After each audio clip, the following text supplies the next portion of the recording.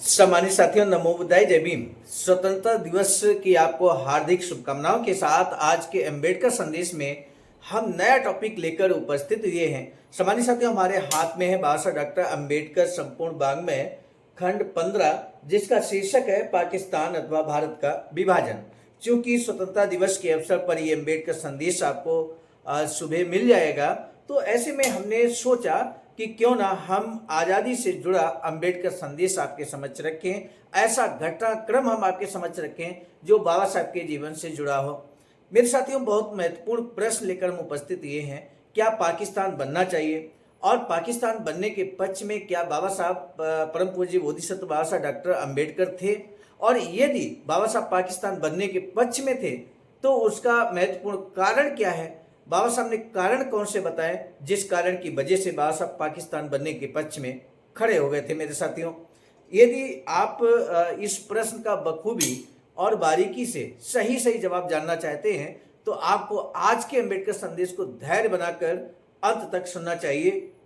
और यदि आपने ये अम्बेडकर संदेश अंत तक सुन लिया तो किसी भी कार्यक्रम में, चाहे वो स्वतंत्रता दिवस के उपलक्ष्य में कार्यक्रम हो या कोई भी देशभक्ति का कार्यक्रम हो जहां पर आपको सादर आमंत्रित किया गया है चीफ गेस्ट के रूप में, तो आप भाषण भी कर सकते हैं और भाषण में इन बिंदुओं को आप रख सकते हैं। मेरे साथियों, बाबा साहब डॉक्टर अम्बेडकर संपूर्ण वाङ्मय खंड 1 से लेकर 40 तक भारत सरकार के द्वारा प्रकाशित किया जाता है, और ऐसे में अम्बेडकर संदेश के माध्यम से बताई गई ये हूबहू बातें आप समाज के सामने बखूबी रख सकते हैं। तो अब बिना विलंब के हम आपको बता दें, पेज नंबर 368 पर यहाँ पर हम बात करने वाले हैं बाबा साहब के इस कि क्या पाकिस्तान बनना चाहिए और पाकिस्तान के पक्ष में बाबा साहब थे तो क्यों थे।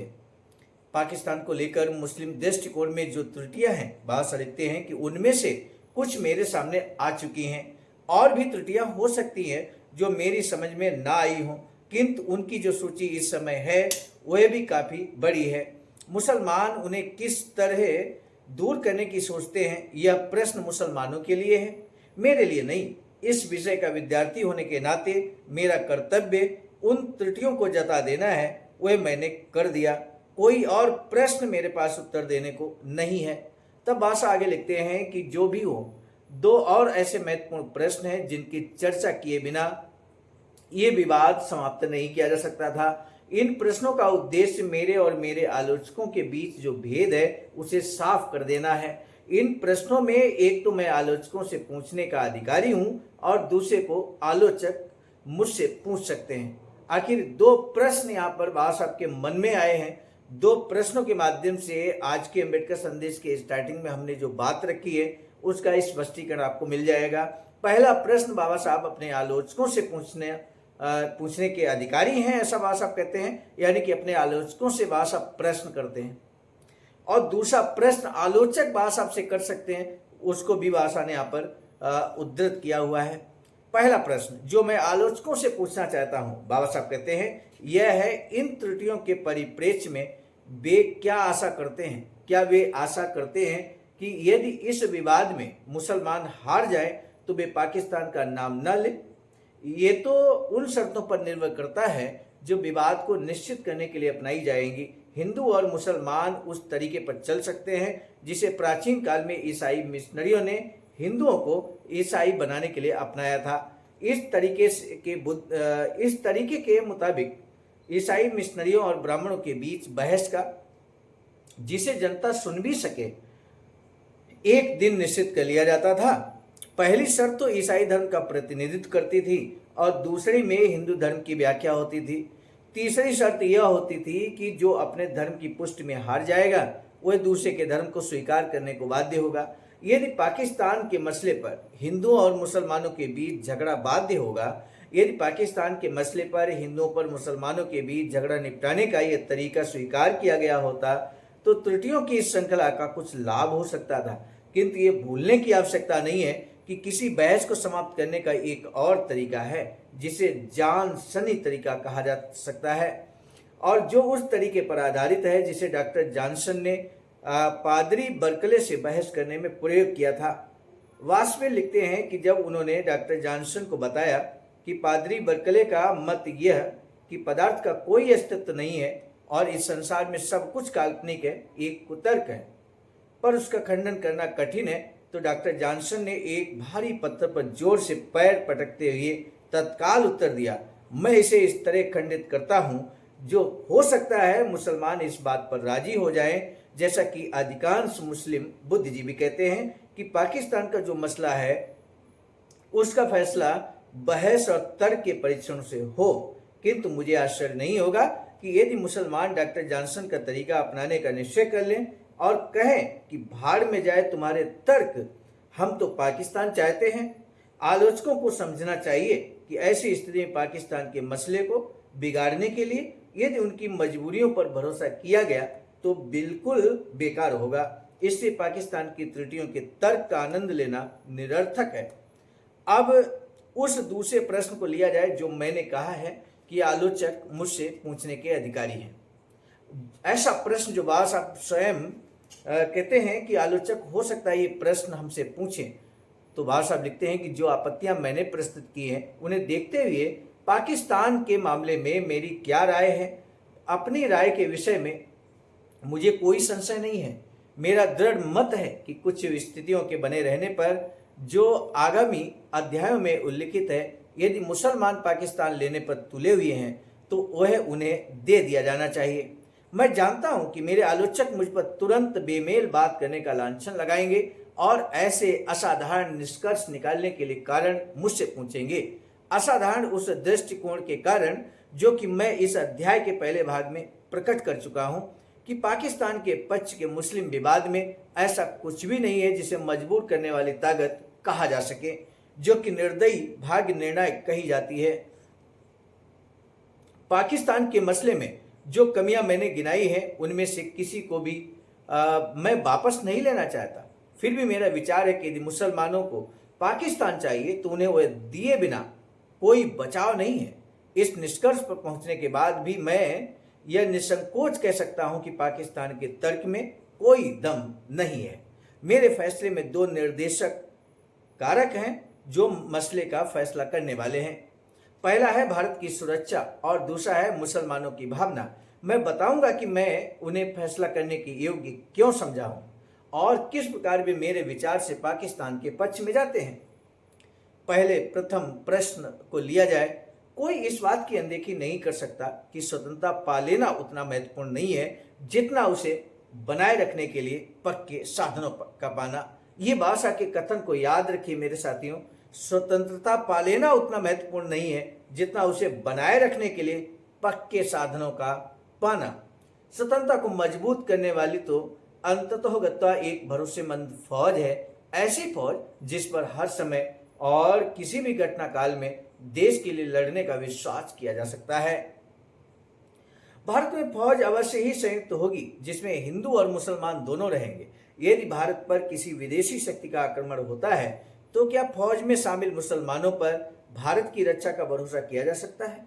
मान लीजिए कि हमलावर उनके सहधर्मी हैं, तो क्या मुसलमान उनकी तरफ हो जाएंगे या वे उनका सामना करेंगे और भारत को बचाएंगे? यह अत्यंत अहम प्रश्न है। स्पष्टतया इस प्रश्न का उत्तर इस पर निर्भर करेगा कि फौज में शामिल मुसलमानों को राष्ट्र सिद्धांत जो कि पाकिस्तान की नींव है की छूत कहां तक लग गई है। यदि उन्हें यह छूत लग गई है तो भारत में फौज खतरे से खाली नहीं हो सकती। भारत की स्वतंत्रता की संरक्षिका होने के बजाय वह उसके लिए एक धमकी और भारी खतरा बनी रहेगी। मैं ये मानता हूं अंग्रेज जो तर्क देते हैं कि उनके द्वारा पाकिस्तान को अस्वीकृत कर देना भारत के हित में होगा, ये सुनकर मैं सुन्न हो जाता हूं। कुछ हिंदू भी यही स्वर अलापते हैं। मैं विश्वास करता हूं कि या तो वे जानते नहीं हैं कि भारत की स्वतंत्रता में निर्धारक कारक क्या है, या वे भारत की रक्षा की बात एक स्वतंत्र देश के आशय से नहीं करते जो अपनी सुरक्षा का स्वयं उत्तरदायी हो, बल्कि अंग्रेजों के एक अधिकृत देश के नाते करते हैं जिसकी वे अनधिकार प्रवेश करने वाले से रक्षा करें। यह दृष्टिकोण बिल्कुल गलत है। प्रश्न यह नहीं कि क्या अंग्रेज भारत का विभाजन न होने की स्थिति में बेहतर तरीके से भारत की रक्षा कर सकेंगे। प्रश्न यह है कि क्या भारतीय जन स्वतंत्र भारत की रक्षा कर सकेंगे। मैं फिर दोहराता हूं कि एक ही उत्तर है कि भारतीय स्वतंत्र भारत की रक्षा एक ही दशा में कर सकेंगे, अर्थात यदि भारत में फौज अराजनीतिक रहती है, पाकिस्तान के जहर से अछूती भारतीयों को मैं फौज के प्रश्न को उठाए बिना स्वराज पर विचार विमर्श की बायात आदत के खिलाफ चेतावनी देता हूं जो इस देश में पैदा हो गई है।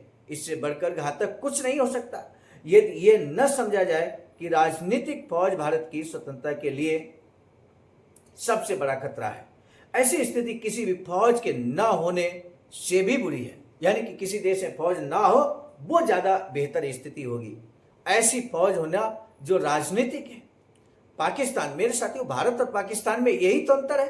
भारत की फौज गैर राजनीतिक है, पूरी तरह से अराजनीतिक है और इसलिए भारत सुरक्षित है। मेरे साथियों, भारत प्रगति के मार्ग पर आगे बढ़ रहा है। लेकिन पाकिस्तान की वर्तमान परिदृश्य में अगर देखा जाए तो आपने फौज को राजनीतिक होते देखा है।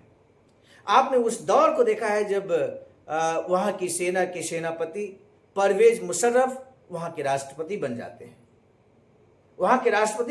और एक लंबे समय तक उस देश के शासनकर्ता बनते हैं।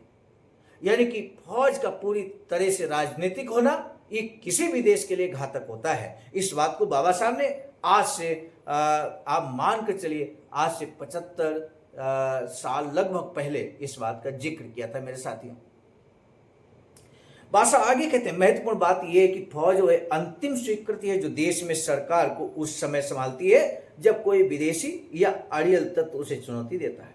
मान लीजिए कि तत्कालिक सरकार कोई ऐसी नीति अपनाती है जिसका मुसलमानों का एक वर्ग विरोध करता है। मान लीजिए प्रस्तुत सरकार को उस नीति का पालन कराने के लिए फौज को इस्तेमाल करने की जरूरत पड़ती है, तो क्या वह सरकार मुसलमानों पर भरोसा कर सकती है कि वे उसका आदेश मानेंगे और मुसलमान विद्रोहियों को गोली मार देंगे? यह फिर उसी बात पर निर्भर है कि कहां तक मुसलमानों को दो राष्ट्र सिद्धांत की छूत लग चुकी है। यदि उन्हें यह छूत लग चुकी है तो भारत एक विश्वसनीय और सुरक्षित सरकार नहीं बना सकता।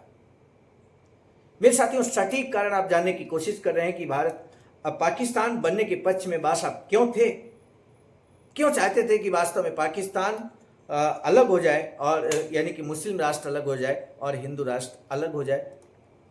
अब दूसरे महत्वपूर्ण कारक पर विचार करें तो हिंदू जनता राजनीति में भावना को शक्ति के रूप में कोई महत्व देती नहीं जान पड़ती। मुसलमानों के विरुद्ध जीतने के लिए हिंदू दो कारणों पर भरोसा करते जान पड़ते हैं। पहला यह है कि भले ही हिंदू और मुसलमान दो राष्ट्र हों, वे एक राज्य में रह सकते हैं। दूसरा यह कि पाकिस्तान मुसलमानों की एक बलवती भावना पर आधारित है, न कि स्पष्ट तर्कों पर। मैं नहीं जानता कि हिंदू ऐसे तर्कों से अपने को कब तक मूर्ख बनाएंगे। यह सत्य है कि पहला तर्क पूर्व उदाहरण के बिना नहीं है, साथ ही इसे समझने में अधिक बुद्धि की आवश्यकता नहीं कि इसका महत्व अत्यंत सीमित है। दो राष्ट्र और एक राज्य एक अच्छा बहाना है। इसमें वही आकर्षण है जो एक धर्मोपदेश में होता है और इसका परिणाम मुस्लिम नेताओं का बदल जाना हो सकता है, किंतु एक धर्मोपदेश की तरह कहे जाने के बजाय यदि इसे अध्यादेश के रूप में निकालने और मुसलमानों से मनवाने का इरादा किया जाता है तो ऐसा करना एक पागलपन भरी योजना होगी जिसे कोई भी स्वस्थ चित्त मनुष्य नहीं मानेगा। मुझे विश्वास है कि इससे स्वराज्य का उद्देश्य ही मारा जाएगा। दूसरा तर्क भी इतना ही मूर्खतापूर्ण है।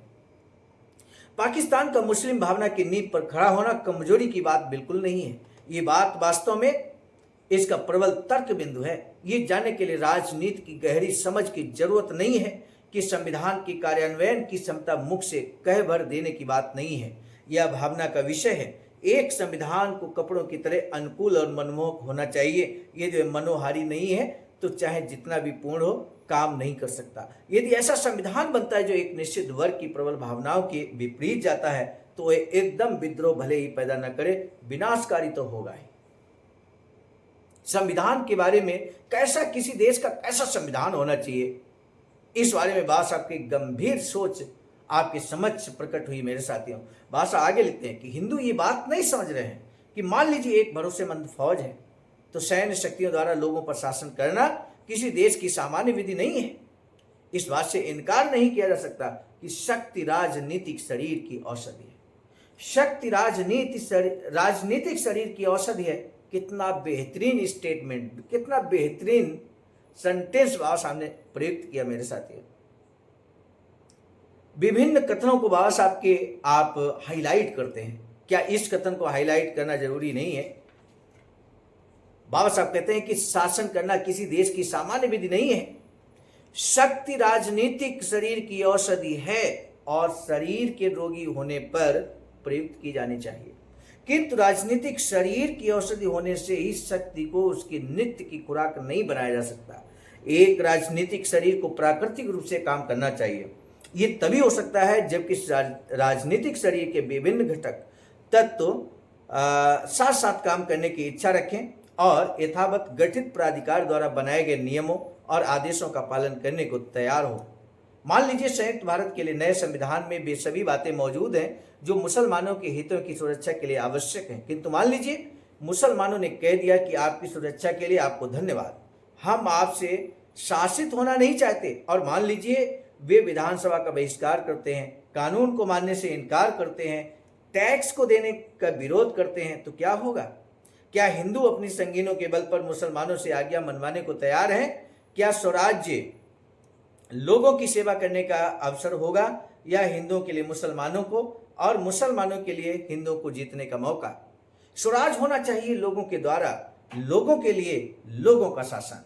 और ये प्रजातंत्र की शानदार परिभाषा देने वाले परम पूज्य बोधिसत्व बाबा साहब डॉक्टर BR अम्बेडकर भारत में पहले व्यक्ति थे। मेरे साथियों, बाबा साहब स्पष्ट तौर पर कहते हैं कि स्वराज का मतलब होना चाहिए लोगों के द्वारा, लोगों के लिए, लोगों का शासन। ये स्वराज का यथार्थ हेतु है और स्वराज का एकमात्र औचित्य। यदि स्वराज को ऐसे युग में प्रवेश करना है जिसमें हिंदू और मुसलमान एक दूसरे के विरुद्ध योजना बनाने में लगे होंगे, हर एक अपने प्रतिद्वंदी को जीतने की साजिश में लगा होगा, तो हमें स्वराज क्यों लेना चाहिए? और प्रजातांत्रिक राष्ट्रों को ऐसे स्वराज को अस्तित्व में ही क्यों आने देना चाहिए? यह जाल, छल और पथ भ्रष्टकारी होगा। गैर मुस्लिम इस बात से अनजान दिखाई देते हैं कि उन्हें ऐसी स्थिति में खड़ा कर दिया गया है जिसे उन्हें विवश होकर विविध विकल्पों में भी चुनाव करना पड़ेगा। मैं उन्हें बता दूं, पहले तो उन्हें भारत की स्वतंत्रता और भारत की एकता के बीच एक को चुनना है।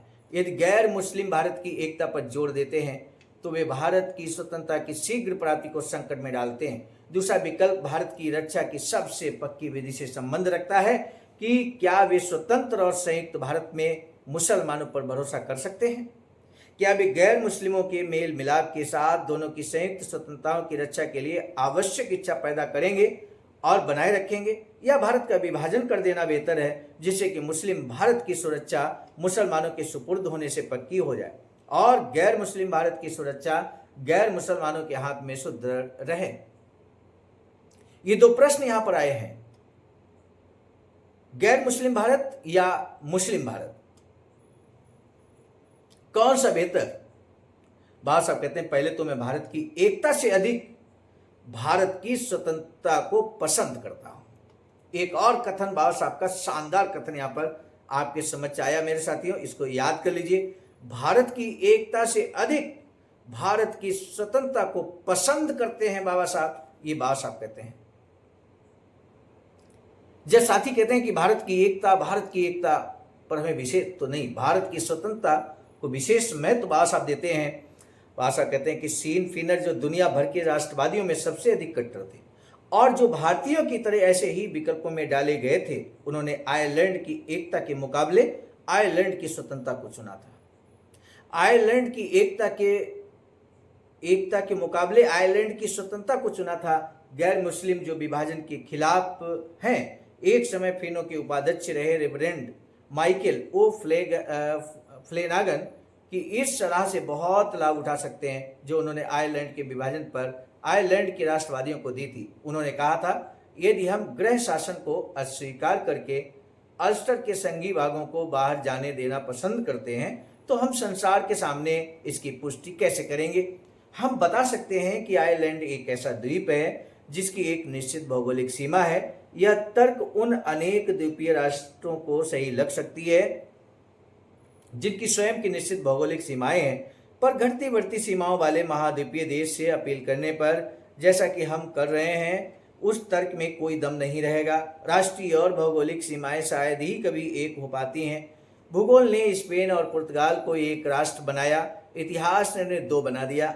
भूगोल ने नॉर्वे और स्वीडन को एक राष्ट्र बनाने का भरसक प्रयत्न किया। इतिहास उन्हें दो बनाने में सफल हुआ। उत्तरी अमेरिका महाद्वीप में जो अनेक राष्ट्र हैं, भूगोल के पास उनसे कहने को शायद ही कुछ होगा। सब कुछ इतिहास ने किया है। यदि कोई यूरोप के भौतिक नक्शे से राजनीतिक नक्शा बनाने की कोशिश करता तो वह अंधकार में भटक जाता। भूगोल ने आयरलैंड को एक राष्ट्र बनाने का कठिन कार्य किया। इतिहास ने इसके विपरीत कार्य किया है। बात इतनी है कि आयरलैंड द्वीप और आयरलैंड की राष्ट्रीय यूनिट एक नहीं है।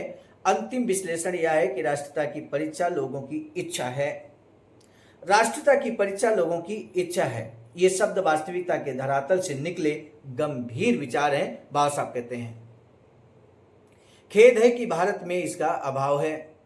दूसरे मसले पर मैं भारत का मुस्लिम भारत और गैर मुस्लिम भारत में विभाजन बेहतर समझता हूं, जो कि दोनों को सुरक्षा प्रदान करने का सबसे पक्का और सुरक्षित तरीका है। अवश्य ही दोनों विकल्पों में से यह अधिक सुरक्षित है। मैं जानता हूं कि यह तर्क दिया जाएगा कि स्वतंत्र और संयुक्त भारत के प्रति दो राष्ट्र सिद्धांत की छूत से पैदा होने वाली मुसलमान सेना की वफादारी के प्रति आशंका केवल काल्पनिक आशंका है। यह बेशक सही है। मेरे द्वारा चुने गए विकल्प की उपयुक्तता से इसका कोई विरोध नहीं है। मैं गलत हो सकता हूं, किंतु मैं विरोध की आशंका न रखते हुए और निश्चित रूप से वर्ग के शब्दों का प्रयोग करते हुए ये कह सकता हूं कि सुरक्षा पर भारी भरोसा रखकर नष्ट होने की बजाय सुरक्षा पर अतिशय ध्यान देने के लिए हंसाई कराना बेहतर है। मैं मामलों को इत्तिफाक पर छोड़ देना नहीं चाहता।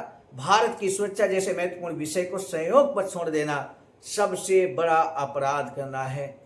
यानी कि बाबा साहब भारत की सुरक्षा को लेकर, भारत की स्वतंत्रता को लेकर बहुत ही चिंतनशील थे। बाबा साहब बहुत ही दूरदर्शी थे और आगे तक का सोचकर चल रहे हैं कि किस तरह से भारत को हम स्वतंत्र और स्वतंत्र राष्ट्र बनाए रखें और यूनिटी स्थापित रखें। इस बात पर विशेष बल बाबा साहब का है। सुरक्षा को लेकर बाबा साहब बहुत चिंतनशील यहाँ पर हैं। पाकिस्तान के लिए मुसलमानों की मांग को कोई मंजूर नहीं करेगा जब तक कि उसे इसके लिए मजबूर न किया जाए। साथ ही जो बात सुनिश्चित है वह यह है कि साहस एवं सामान्य सूझबूझ से उसका सामना न करना भूल होगी। यह भूल ऐसी ही होगी जैसे उस भाग को खो देना जिसको स्थायी रखने के लिए व्यर्थ प्रयत्न करके बचाया जा सकता है। इन्हीं कारणों से मेरा ख्याल है कि यदि पाकिस्तान के मसले पर मुसलमान झुकते नहीं हैं तो पाकिस्तान बनकर रहेगा। ध्यान दीजिए, इन्हीं कारणों से मेरा ख्याल है कि यदि पाकिस्तान के मसले पर मुसलमान झुकते नहीं है तो पाकिस्तान बनकर रहेगा। जहां तक मेरा संबंध है, केवल यही महत्वपूर्ण प्रश्न है कि क्या मुसलमान पाकिस्तान बनाने पर तुले हुए हैं या पाकिस्तान केवल एक पुकार है। क्या यह केवल एक क्षणिक विचार है या उनके स्थायी उत्साह का प्रतीक है। इस बात पर मतभेद हो सकता है। एक बार यह निश्चित हो जाने पर कि मुसलमान पाकिस्तान चाहते हैं तो इसमें कोई संदेह नहीं रह जाता कि इस सिद्धांत को मान लेना ही बुद्धिमानी की बात होगी। यानी कि बाबा साहब पाकिस्तान चाहते थे, लेकिन पाकिस्तान चाहने के पीछे बाबा साहब ने स्पष्ट तौर पर कहा कि यदि मुसलमान चाहते हैं तो फिर पाकिस्तान बनाना ही बेहतर रहेगा। यदि तो पाकिस्तान बनाने को लेकर यहाँ पर केंद्र बिंदु में रहे मुस्लिमों की इच्छा का बाबा साहब ने सम्मान किया और आज वर्तमान में आप देख रहे हैं पाकिस्तान और भारत और इसके बाद आगे चलकर बांग्लादेश, ये तीन भागों में हमारा देश जो था अखंड भारत, ये टूट जाता है। आज के अंबेडकर संदेश के निष्कर्ष के तौर पर आप प्रश्न में बताइए मेरे साथियों, प्रश्न के जवाब में कि क्या बाबा साहब पाकिस्तान चाहते थे, पाकिस्तान राष्ट्र भारत से अलग चाहते थे या बाबा साहब ने और कोई तरीका अपनाया। बाबा साहब के विचारों को यहाँ पर हमने विस्तार से आपके समझ रखा है। आप निष्कर्ष के तौर पे एक या दो लाइन में अपना आंसर कर सकते हैं। आज का अगर अंबेडकर संदेश में जो बाबा साहब की स्वतंत्रता से जुड़ी महत्वपूर्ण जानकारी हमने आपके समझ से साझा की है इस वीडियो अंबेडकर संदेश के माध्यम से, अगर आपको अच्छी लगी है तो आज ही 15 अगस्त का दिन है, स्वतंत्रता दिवस का दिन है, 15 अगस्त 2026। तो इस वीडियो को आप जन जन तक पहुंचाने का कार्य करें ताकि इस महत्वपूर्ण जानकारी से सभी अवगत हो सकें। मेरे साथियों, आज का अम्बेडकर संदेश आपने अंत तक सुना, इसके लिए आपका तहे दिल से साधुवाद। एक बार पुनः 15 अगस्त की हार्दिक मंगल कामनाओं के साथ हम इस अम्बेडकर संदेश को यहीं पर रोकते हैं। दीजिए इजाजत, मिलेंगे नए अम्बेडकर संदेश में। आप सभी को सादर नमो बुद्धाय, जय भीम। सामान्य साथियों, हम एक महत्वपूर्ण बात बताना उचित समझते हैं। बाबा साहब की अधूरी इच्छा के अनुरूप एक वैचारिक सेंटर निर्माणाधीन है सारनाथ वाराणसी में, जहां पर 14,000 स्क्वायर फीट जमीन परचेज कर ली गई है ring road green city Faridpur Sarnath में। वैचारिक सेंटर के प्रशासनिक ब्लॉक का निर्माण कार्य कंप्लीट हो चुका है। शानदार बेहतरीन प्रशासनिक ब्लॉक का निर्माण पूर्ण हो चुका है।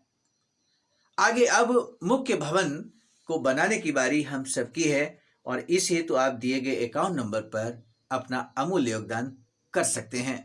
आज का अम्बेडकर संदेश हम लेकर उपस्थित हुए थे मिशन नायक बुद्ध मित्र मुसाफिर सर, राष्ट्रीय अध्यक्ष आवाज का नई दिल्ली की प्रेरणा में, और प्रस्तुत करता क्रम मैं स्वयं सर्वजित आर्य, राष्ट्रीय मीडिया प्रभारी, IIT सेल आवाज का नई दिल्ली। मिलेंगे नए डॉक्टर अम्बेडकर संदेश में, तब तक दीजिए इजाजत। आप सभी को सादर नमो बुद्धाय, जय।